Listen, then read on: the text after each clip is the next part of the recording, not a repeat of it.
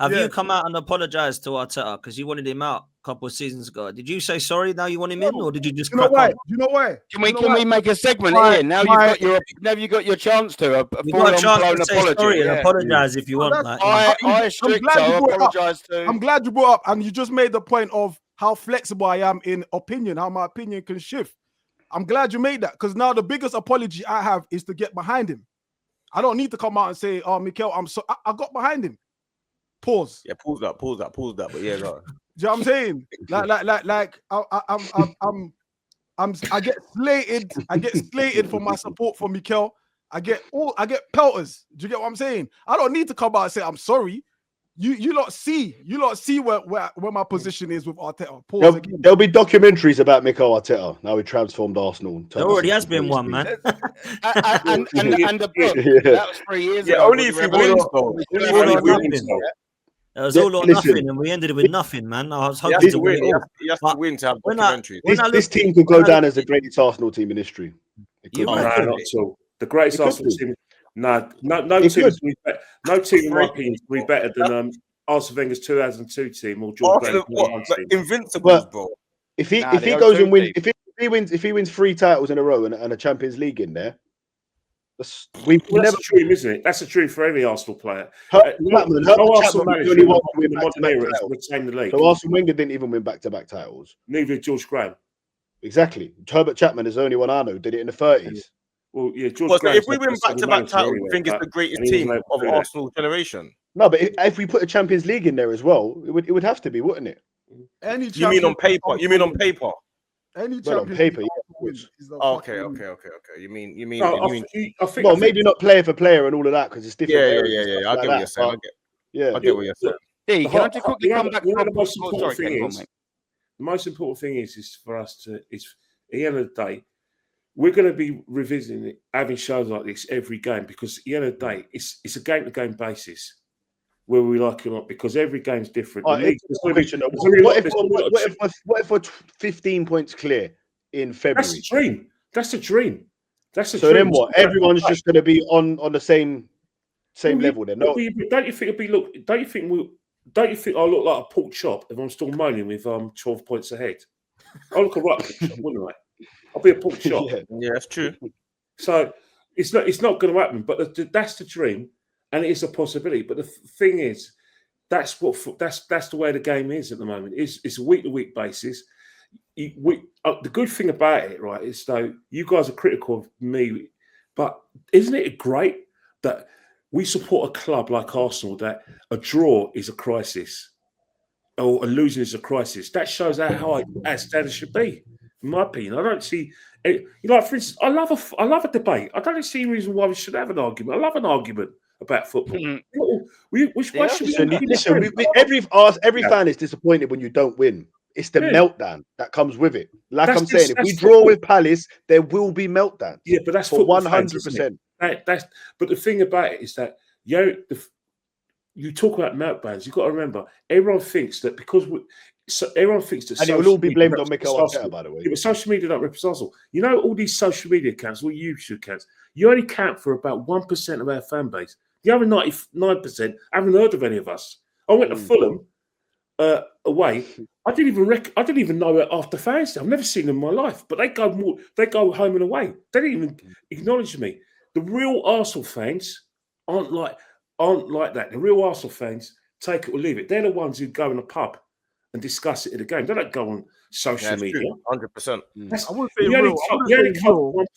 But the real Arsenal fans are online as well. Don't think they're not. Yeah, I do both, innit? So I get it as well. Exactly. But what I'm trying to say is that the guys you see at football, right, they're not the same as the content creators. They're not going to go and have a meltdown. You got, whether we like it or not, we're in a situation where some of us are content creators. If you're a content creator, you're doing this full time, you have to create content. Yeah. Good or bad or ugly. Kenny, right? Just quickly. Definitely. Because like what Dan just said there was that if we lose or we draw, there'll be a meltdown. And I agree, there will be some that are screaming in cameras saying, oh my God, get this guy out. He's rubbish, right? That's just what's going to happen in content. But there will also be, we've beaten Atletico Madrid 4-0. We're going to win the Champions League and the Premier League. And this is the best Arsenal side in history. And people might go, whoa, that's extreme. So I think it is just literally two sides of it. Some people will see us win and go, I could never seen anything like this. Like Arsene Wenger, mate, he ain't got nothing on Arteta. And you got someone we lose going, this guy's a clown, get him out. And I think that is just football fans, man. And I think it's the same with Liverpool when they've lost 3 in a row. Get this guy slot out. Who the hell is he? Same with Thomas Frank. Get him out. You've got so many fans I look at that are reactionary. It isn't just Arsenal. It's just that Arsenal have got one of the biggest voice alongside Man United in content world. They just have. So now everyone thinks Arsenal's fan base is the biggest delusion of all, and Manchester United aren't far behind them. So that's where I'm at with it, man. Let me do these couple of supers, and I've got a couple of questions quick before we wrap up. Ejab says, bottom gooners behave like Real Madrid fans. I don't know why Real Madrid always get compared, by the way, but, you know, it is what it is. Marco says, you guys can't be mad at a fan or fans for wanting Arteta out. It's been 20 years without the league. These are fans who want best for the club. I will say this. I don't think we can blame Arteta for not winning the league for 21 years. Exactly. Right? We can definitely blame Arteta for not winning the league for the time he's been here, but we can't for the last 21 years. I think that's a bit extreme. But what I will say, though, is he's the longest standing manager after Pep in the league. And if he starts winning trophies, he might even get to 20 years being at the club, because it doesn't look like he's leaving anytime soon. He's been there for just 9 years. Come on, now, none of that, D. Come on, he's been there for 9 years. He's been there 9 years. No, mate, no more than you're never going to see a manager 25 trophies do more than 10 years. Well, you won't see the modern manager. Arteta's not leaving anytime soon, bro. You've not, no, but you ain't going to do 20 years like Wenger and Sir Alex. I won't put it past it, man. I don't see a modern manager do it. Everyone knows 2.5 years. Pep's been there 10 years. Do you think Pep's going to be here in 2 years' time at Man City? Not Pep, but Arteta could be. I don't think Pep's going to be at Man City after next season. I can't see it. Pep, but Arteta will be at Arsenal longer than Pep was at City. What about if he don't win anything this season? Depends. But that's why I said if he does win. If he wins and starts winning, of course you are. Then you'd naturally be standing. Unless he wants the league, I'm talking about the longevity. I'm talking about the longevity of how long. Yeah, but you've got to win for the longevity, then, isn't you? Because you're at a point. He's been there 9 years. He's been at 8 years and not one. 8 years. 8 years. 8 years, bro. You're adding years on. 7, 8 years. Give or take. It's his 7th season. Yeah, I can't see Mikel. I don't see. It's not because I don't think he's going to win. I don't see any modern manager doing more than 10 years because the job is 24/7.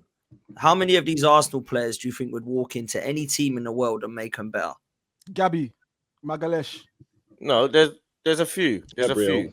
So it depends. Well, first, it depends on what team you're talking about, because Any team. it determines, because someone like David Raya, let's say PSG, because we'd say they're the best team in the world. Let me explain what I mean. Because someone like David Raya, who is just as good as any goalkeeper in the world, wouldn't necessarily make Liverpool better because they've got a player that is just as good as him. That's what I'm saying. So I'm saying the level that he's at is just as good as a world-class player. So but then that's what will make him world-class. If he can dethrone whatever is there. Yeah, but then again, what I'm saying is Saka, Declan Rice. Saka world class. Definitely. Saka, Declan Rice, Saliba, Gabriel, Timber. Anyone else? Yeah, Saliba, Gabriel, Timber. No, but what about other people? Does anyone else think Saka's world class? Of course he is. Kenny, don't do this. No, Dan ain't saying nothing. Who, me? No, Saka. Bukayo Saka, or are you talking about a different Saka? No, I'm talking to positive Dan. I haven't heard what he's got to say. I've heard your view a long time, but I haven't heard positive Dan. Look, I want to hear with world class. I do think that you have to have the trophies to be considered world class. I don't know. I do feel like that, but in saying that though, Gabriel for me, I would say is more world class than Saka, because for me, Dan, I watched your video earlier. You said it. For me, Gabriel is the best centre-back in the world right now. So that is definitely world-class because you're the best. You know, and Saka, obviously, we're waiting to see. I think Saka needs to get like 20, have them 20-goal seasons to be world-class. Wait, what right winger is better than Saka in the world right now? No, it's not. Listen to what positive Dan says. No, because he said that Gabriel's the best centre-back in the world. What right winger is better than Saka? Listen to his. You probably go with Lamine Yamal, no? I ain't swapping Yamal for Saka. What? Why not? Never. You not do that. Why? You'd swap Yamal for Saka. Your guy, man. Yeah, I would. Yeah, I would. Never ever. Lamine Yamal. Right now. Yamal, man. No way. Your man's Right better now. than Saka. Your man's better Younger than Saka. hasn't had a grade 3 hamstring in 100%. I'm not Absolutely. swapping your mouth for Saka, bro. Never in a million years, bro. Would you not, D? Really? Never in a million years. That's Never in a crazy, million bro. years. Wow. If I Saka think was he's the at best player in the world. if Saka was at Saka's cool, Barcelona, man.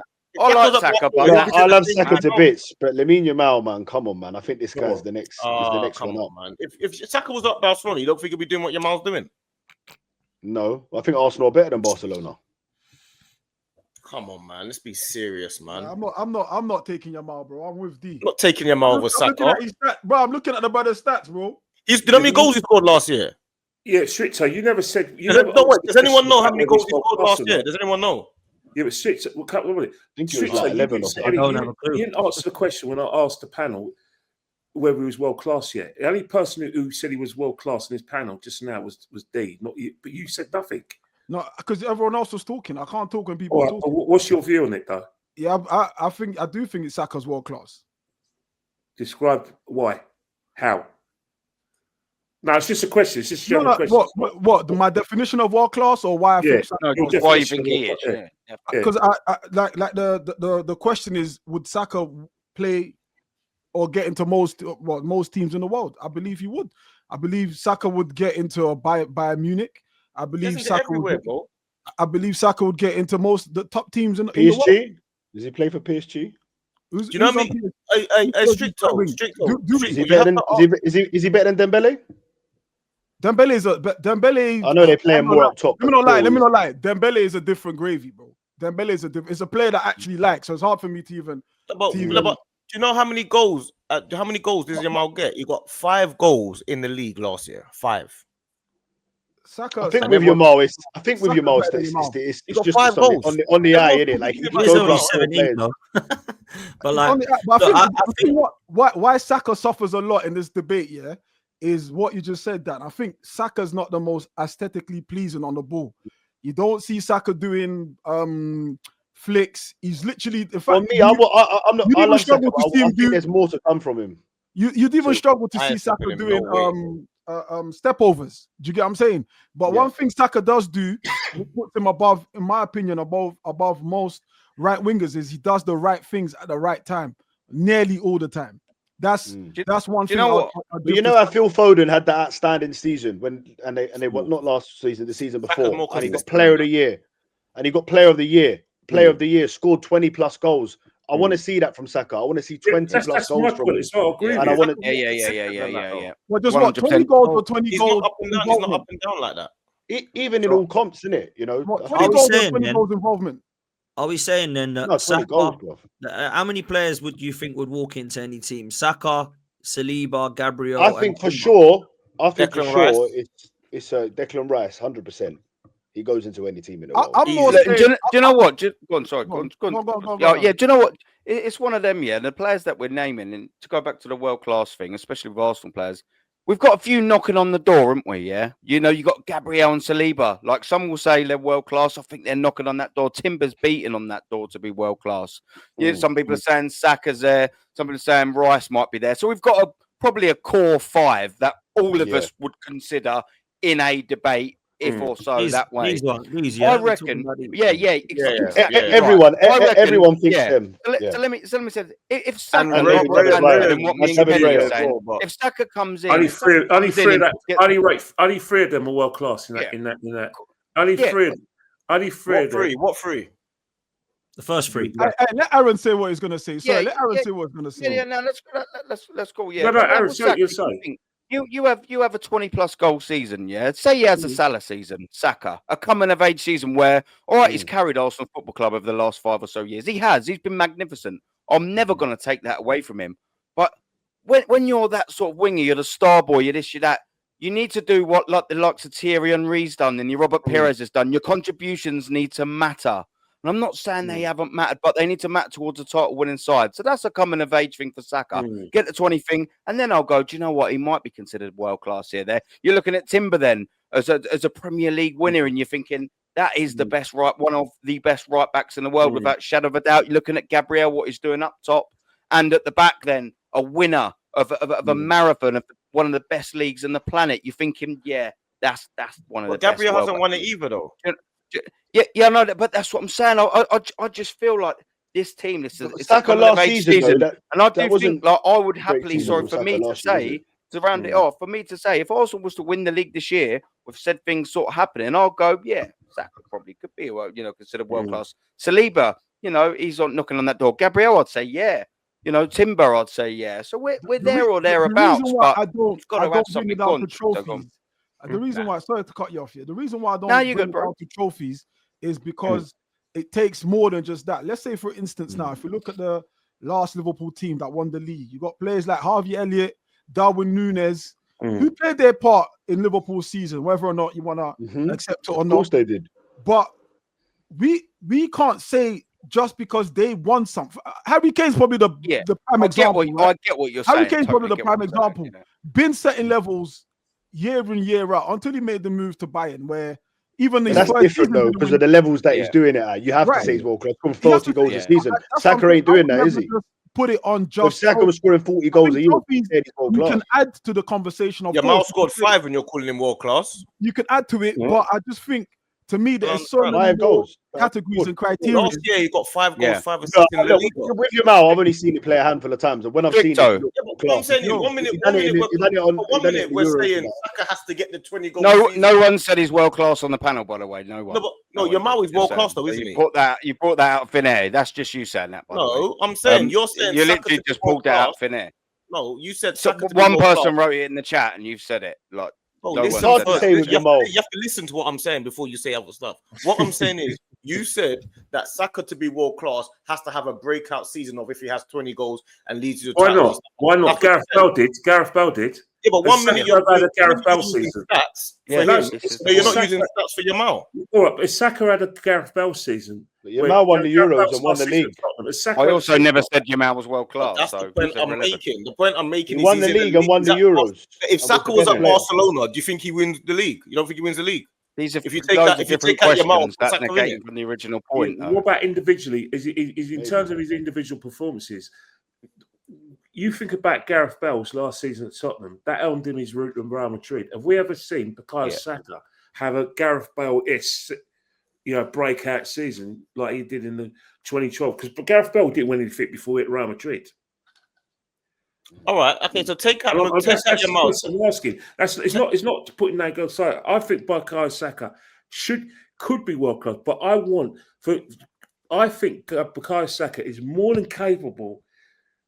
He's world class. The reason why I'm saying that because he's a goal scorer as well. I'm just saying up the rate because he's capable of doing it. I'm not saying in the last few years. It's only Salah. It's only Salah that's better than him in the Premier League. You do. I'm not setting unrealistic targets. I think Bukayo Saka's more than capable of being a 20-goal season man. He's that good.